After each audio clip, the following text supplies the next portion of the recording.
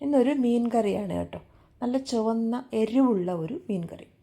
കുറച്ച് ചുവന്ന ഉള്ളി, വെളുത്തുള്ളി, ജീരകം, കുരുമുളക് ഇവ ഒന്ന് ചതച്ചെടുക്കുക.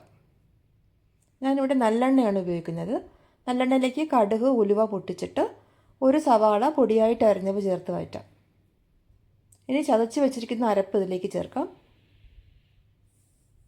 കറിവേപ്പില ചേർക്കാം.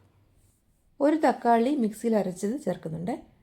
ഇത് എണ്ണ തെളിയുന്നത് വരയ്ക്കും വഴറ്റിയിട്ട് 1 ടേബിൾ സ്പൂൺ മുളക് പൊടി, 1 ടേബിൾ സ്പൂൺ കാശ്മീരി മുളക് പൊടി, 1 ടേബിൾ സ്പൂൺ മല്ലിപ്പൊടി, ഒരൽപ്പം മഞ്ഞൾപ്പൊടി ചേർത്തിട്ട് വഴറ്റാം. ഇതിലേക്ക് കുറച്ച് വെള്ളം ഒഴിക്കാം. കുടംപുളി വെള്ളത്തിലിട്ട് വെച്ചത് കൂടെ ചേർക്കുന്നുണ്ട്. ഇതിനി അടച്ചു വെച്ചിട്ട് തിളപ്പിക്കണം. തിള വന്നതിന് ശേഷം മീൻ കഷ്ണങ്ങൾ ചേർക്കാം. ആവശ്യത്തിനുള്ള ഉപ്പ്. ഇനി ഫ്ലെയിം സിമ്മിലാക്കി വെച്ചിട്ട് അടച്ചു വയ്ക്കും. നന്നായിട്ട് തിളച്ച് കുറുകി വരുമ്പോൾ കറിവേപ്പില കൂടെ വിതറിയിട്ട് ഇറക്കാം.